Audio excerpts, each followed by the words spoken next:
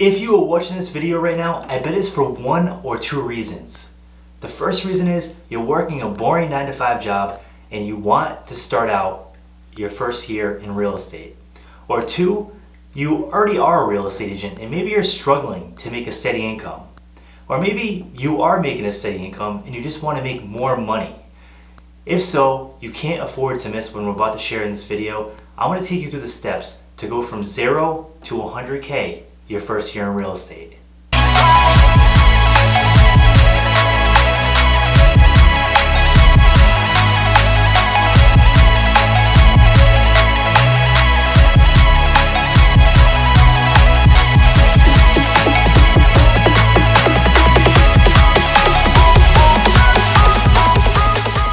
My name is Chris Lynch. Welcome to my channel, where we share valuable knowledge on real estate, personal finance, and entrepreneurship so that you can become the best version of yourself.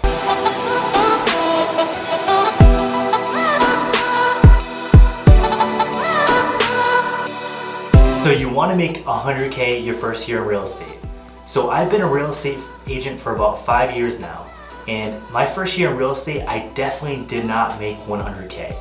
But over the past 5 years, I've been able to figure out how to make 100K year over year in my real estate business, and that's what I want to share with you. Over the past 5 years, I've had a lot of failure and a lot of struggle to get to the point where I'm at today in my real estate business, and I want to share these tips with you today so you don't have to go through those same struggles. Fast forward to today, I do make 100K per year in my real estate business, and I also have a real estate team where I train agents to help them have that same success in their career. And in this video, I'm going to share all those tips with you, so stay tuned. But first, let's talk about the big elephant in the room. There's an alarming statistic out there, and the statistic is that most real estate agents actually fail in this business. Depending on what source you look at, the numbers show that 85 to 90% of real estate agents actually fail within their first 5 years of becoming a real estate agent. Let's just talk about the business plan. I believe that the majority of real estate agents just are not business people. And that's okay. If you're running away from a 9-to-5 job and you want to become a real estate agent, just understand you're going to have to become a business person in some sense. You're going to have to figure out how to attract clients. You're going to have to figure out how to budget, how to market, what percentage of your income should go towards marketing, how to, save for taxes. All these things have to come in place. And if you don't figure those things out ahead of time, you're just going to be scrambling trying to make something happen, and that can become really stressful, especially when you're trying to pull revenue in and make money on a commission-only career. So become a business person. You have to realize being a real estate agent is being a business person, and it is owning a business. Your business just happens to sell inventory, which is homes, of other people. So you're selling, your business model is going out, finding property, which is the product, and then you're just marketing it and selling it for other people. That's your business, but you are a business person, and you have to realize that unless you're on a team or in some special circumstance, when you're a solo real estate agent, you're on your own. You have to figure all this stuff out on your own to ultimately become a big success. So become a business person, read, learn, and become a great business person. So I'm gonna give you a pro tip. This pro tip is, if this sounds like too much, if you don't wanna become a business person, and the idea of doing that stresses you out, but you're like, Chris, I still wanna go out, I still wanna be a real estate agent, and I still wanna sell a lot of homes and help a lot of families, that's okay. The pro tip is, join a real estate team. They're gonna take a lot of the business stuff out, the marketing, the leads, figuring out a budget, doing a lot of that back-end work for you, so you can just go out, focus on helping clients and selling homes. If you want to do that, join a real estate team. You're going to get a lot more support than you would just being a solo real estate agent. Okay, so let's talk about knowing your numbers. Many real estate agents just don't know their numbers. They've never even done a profit and loss statement.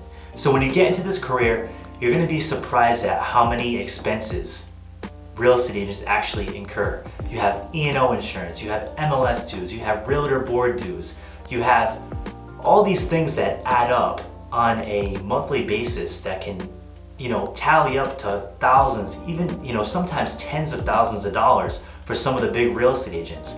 And, when I say tens of thousands of dollars, I'm usually talking about those expenses plus marketing and a lot of other things that go into it. Some real estate agents even have staff that they pay. They have assistants, they have all these things. But your first year just starting out, you probably won't have those things, but you still need to budget. What is it gonna cost you to market? What is it gonna cost you for insurance?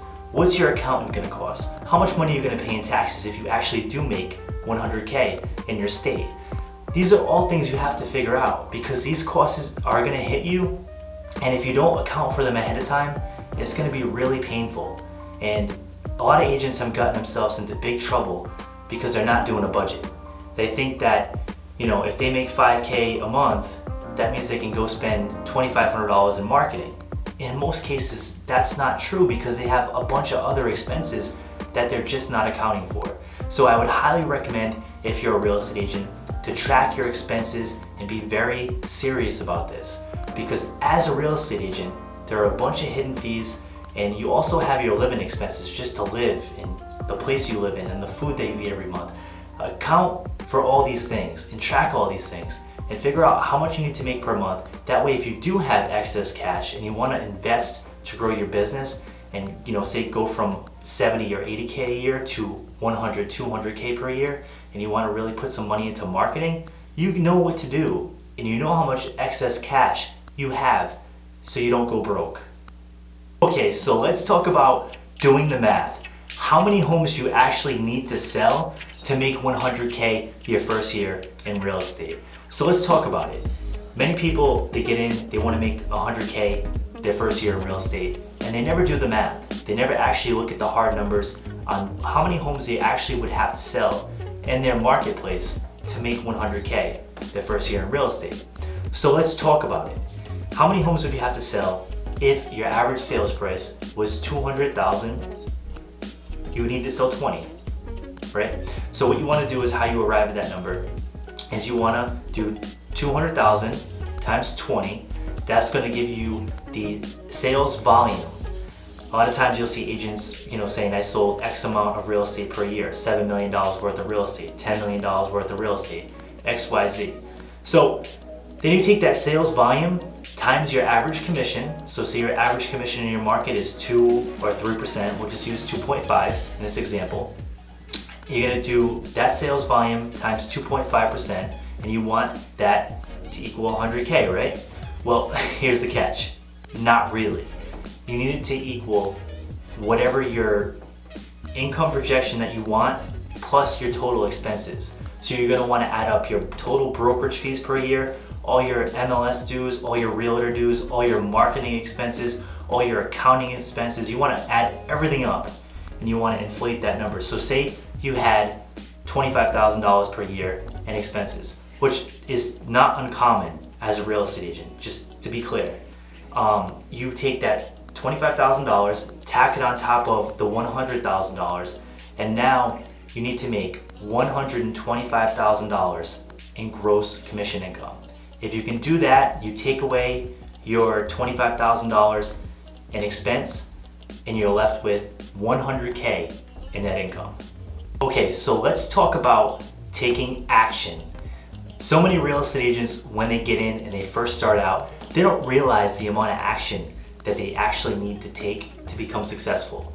So when I first started out in real estate, I was coming from a corporate environment. A lot of the leads that were coming in, they were inbound. So people were just calling me and I was selling them products or services. I was working at a major corporate bank. And when I first got into real estate, I was soon hit with the fact that people were not just going to be calling me. I got into my office, I rented a little cubicle for $75 a month, and I just sat there. And I'm like, wait a second, this real estate thing is awfully easy. I don't have any clients, nothing's happening. And then I realized that nothing was happening and I was gonna make no income because nothing was happening. And then I soon realized that I needed to do something. So I sat there, and fortunately there was a big real estate team. They sold a ton of houses, and they were in the office next to me. And I heard them all day pounding the phone out, calling expires, calling for sale by owners, calling past clients. And they would just sit there and call and call and call.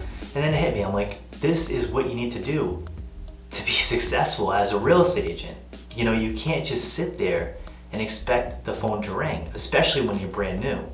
So I learned a big lesson that day from one of the biggest real estate teams in my market as a brand new agent, and that was you need to take action and you need to prospect. You need to get on the phone and you need to make contacts. The more contacts that you make, the more money you're gonna make. And the better you get at making those contacts and the higher your skill level becomes as a real estate agent, the more money you're gonna make from making those contacts. So at some point, you know, right now if you start out and you make 50 contacts per day, you might make $5,000 a month. But when your skill level increases, you might make that same 50 contacts per day and you might make $20,000 a month because you're converting those leads at a higher ratio because you're just more skillful at what you're doing. So takeaway from this is you need to take action. It's the most important thing in real estate. You just can't go in and procrastinate because you're not gonna make any money. And if you wanna get to 100K your first year, you have to take massive action. So how do you actually prospect? You may be asking this question, and prospecting is simple. It's just mentally challenging, right? So the main goal of prospecting is getting out into the marketplace and getting sellers and buyers to know you, like you, and becoming their resource. So when they're ready to buy or sell real estate, you're the person that they call. And there are a couple of different ways to prospect. I'm gonna name a couple different lead sources that you can prospect, but essentially you're either gonna be out in the public, shaking hands, you're gonna be door knocking, or you're gonna be cold calling leads on a phone. That's basically all prospecting is. It's not fancy, it's not anything that really needs a lot of thought behind it. It's just a lot of action taking and learning what to say and what to do when you get that active client on the phone that does want to buy or sell real estate. So let's jump into a couple different lead sources that you can actually go and prospect and have massive success with pretty quickly. So the first one is expired listings. So expired listings are basically listings where someone actually already raised their hand in your marketplace and said, look, I want to sell my house. And they called a real estate agent, and that real estate agent just did not get the job done. So the listing expired, the house never sold, and the seller's sitting there disappointed. And now it's your job to pick up the phone, call that seller, and tell them what you can do to help their situation out. Because if you can come up with a game plan that's actually going to work and give them success when the other real estate agent let them down, you're gonna do very well. And you're gonna list a lot of expired listings and you're gonna make a lot of money. So that's a great lead source to tap into because it's low-hanging fruit. Now, there will be competition for expired listings. Other real estate agents in your marketplace are probably doing the same exact thing. So when that expired listing comes on market, that person might be getting 10, 20, 30, 40 phone calls a day from real estate agents in your market. So don't be surprised if that person picks up the phone on the grumpy side. But your job is to show them that you're not like all the other real estate agents in the market and you actually care about helping them out. Okay, so let's talk about another lead source that I really like. This is the for sale by owner lead. For sale by owners are really a low-hanging fruit type of lead. Now, a lot of real estate agents in your marketplace probably won't even contact these for sale by owners. And this is a huge opportunity for new real estate agents because unlike the expired lead, the for sale by owner never really even tried to put the house in the market. These leads are essentially people that want to sell their house, that want to get the most money in their pocket, and they truly do not see value in real estate agents. And that's why a lot of real estate agents never call these leads because they think that the sellers of these properties are just going to say no. But all the studies show that the majority of for sale by owner leads end up listing with a real estate agent at some point in time. So as a new real estate agent, you really have the time to go in, introduce yourself, and nurture these leads to the point when they're ready to say, hey look, come list my property. Now, a lot of seasoned real estate agents won't mess around with this kind of lead because it takes a lot of time to nurture. The strategy for a for sale by owner should not be the same as an expired listing, because for sale by owners do not like real estate agents. Expired listings do like real estate agents, they just were let down. And it was probably an agent who priced the property wrong. So you can go in there and that's an easier fix. Now with a for sale by owner, I'd say about 80% of them usually do give up and list a home with a real estate agent, but it does take time. And if you go in there and try to list them the first day that they come on market, they're just gonna shut you down and say no.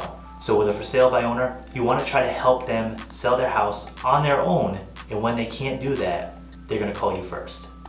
Okay, so let's talk about circle prospecting.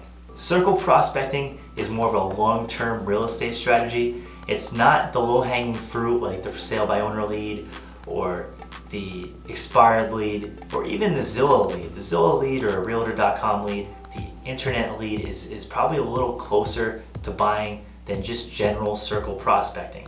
However, there's no competition with circle prospecting. It's almost non-existent. So basically what circle prospecting is you get a service like Mojo or RedX and you pull up whole neighborhoods and you're gonna get contact information, and there's gonna be, a bunch of homeowners, and a lot of these homeowners are not even thinking about buying or selling. What you're gonna do is you're gonna pull that neighborhood up and you're gonna circle prospect, you're gonna call them, you're gonna introduce yourself as the local real estate agent, give them a small item of value, such as a house that just sold up the street, some information about that, the sales price. People are always kind of curious about real estate. And then tell them that if they ever need help, that you're there to help them with their real estate needs. And then take their contact information down and put it in your CRM. This is a long-term strategy. If you can build up a huge database of actual homeowners, you're gonna do very, very well in your years going forward. And now keep in mind, a small percentage of these people will buy or sell this year. Probably 5-10% of them will buy or sell.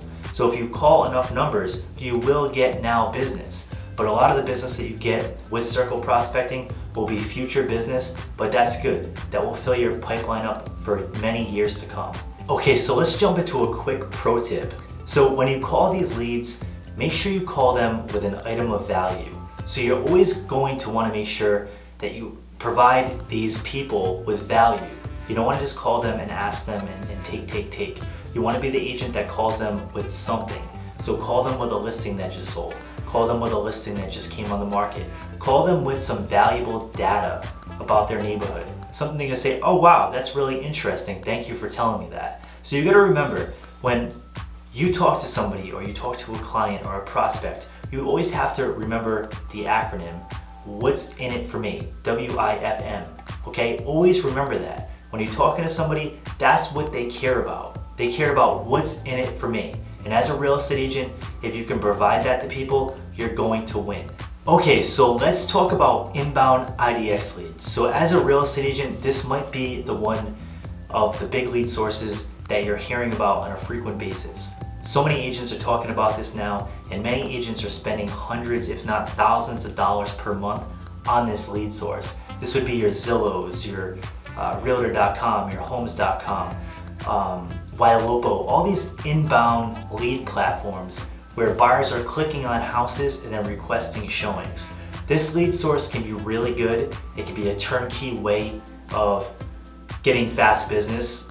Me personally, my team and myself, we spend thousands, tens of thousands of dollars per year on this lead source. But you want to be very careful as a new agent with this lead source because it's very expensive, and if you can't convert the leads that are coming in, you can go underwater pretty quickly. So as a new agent, I don't know if I would play in these waters until you've got a couple deals under your belt, but it is a lead source that you can utilize. I utilize it myself, and it has been profitable for my team and myself.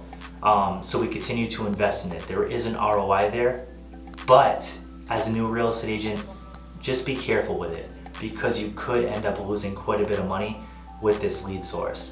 And as a business owner, like I keep telling every real estate agent, you are a business owner. As a business owner, you do not want to own a business that has no revenue coming in because you might be brand new and has high expenses. Because what you're gonna have is you're gonna have no income coming in the door and only income coming out. The income's gonna go out, but no income's coming in. And that's just a recipe for disaster. And I don't wanna see that happen to you. So be careful with this lead source, especially as a new real estate agent. You probably see them in your marketplace. If not, if you haven't gotten into real estate yet, you're gonna see a lot of open houses. And some mega teams have 50% of their business coming from open houses alone. So I can tell you right now that this lead source definitely does work. Now, with open houses, you wanna be strategic about it. Don't just post it on the MLS and go sit there. That's gonna be a huge waste of time. You wanna do something called a mega open house. Mega open houses are like your traditional open house, but on steroids. It's magnified, and it really attracts a ton of people. So a standard open house, you might put a couple signs up. A mega open house, you're basically flooding the neighborhood with open house signs. Your regular open house, you might just go unlock the door and sit there and wait for people to come. A mega open house, you're gonna go knock the whole neighborhood and invite all the neighbors there to come see that property that you're marketing. A regular open house is just not gonna work the same way that a mega open house will work for you and your business. So keep this strategy in mind and make sure to use it, because some real estate teams get 50% of their business just from this one strategy alone. So it definitely works, and it definitely still is powerful in 2020, 2019. Okay, so let's talk about the CRM, the real estate CRM. So when you get started in real estate, you're gonna wanna take action, just like we talked about. And when you start taking action, you're gonna get super busy, but you don't wanna be a busy mess, right? So when I first got into real estate, I was just going crazy. I was, trying to make things happen. I was knocking on 100 doors a day in the heat, and I was just, really going after it. But one thing that I noticed as I started to get busy, more busy and more busy, I started to stop following up on leads. And because of that, of the inconsistency and me, forgetting that I had to follow up with this person on this date, I was losing out on a lot of opportunity. I would get somebody that was like, hey, call me in a week or two, and I want to buy or sell, and I would forget to call that person because I was just juggling too many people. And that's a huge issue. So a real estate CRM is really going to solve that problem for you. So as a real estate agent, it's super important to be organized, because if you're not organized, you're going to have a lot of trouble and you're going to let a lot of revenue slip through the cracks. So again, as a real estate agent, you need to be organized, and you need to focus on getting a CRM and a follow-up system in place, because if you don't have a follow-up system, you're gonna lose a huge percentage of your business to your competition.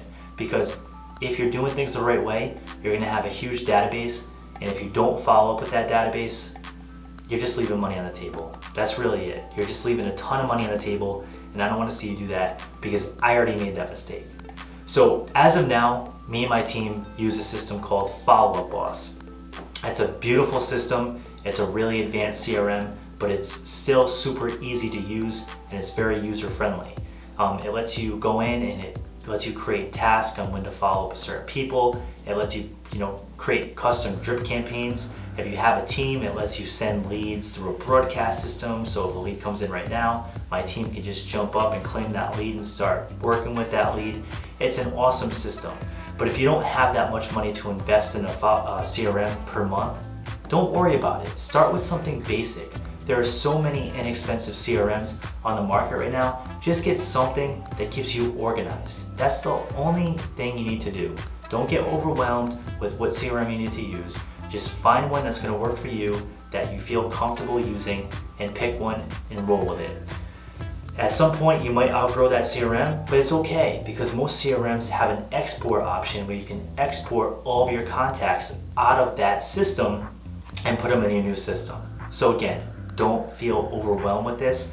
Just get started. That's the major thing here. So your first year in real estate will be the hardest year in your career. It will be a struggle. But if you can figure out how to make 100K your first year in real estate, you're gonna be in awesome shape. So after you hit your first 100K, that's gonna be the hardest point in your career. After that, everything's gonna start to snowball. You're gonna start seeing referral business. You're gonna just start seeing the right way to do things. You're gonna start realizing what works and what doesn't work. You're gonna start basically seeing this business as something that can provide you, massive income. If you just stick to the systems that got you to 100K, you can easily scale up from there. So hitting your first 100K is gonna be painful. It's gonna be a struggle. It's gonna be a lot of learning. It's gonna be a lot of, mistakes and trial and error. But if you can get past that 100K mark, your first year in real estate, the sky's really the limit. And even if you don't get past 100K, if you just take these tips in this video and apply them to your business, I bet you're gonna make a lot of money. You're gonna make at least half of that. And then the next year following, you can smash that goal of 100K per year. So if you enjoyed this video, definitely drop a comment below. I really appreciate it. If you know someone that would find this content helpful, definitely share it with them. And if you haven't subscribed yet, definitely subscribe. We have a ton of other content coming out soon to help you become the best version of yourself. And we also have, personal finance, entrepreneurship, real estate. We have all this content coming soon. So definitely subscribe and stay tuned. Thanks so much. Always what I like, I never give up.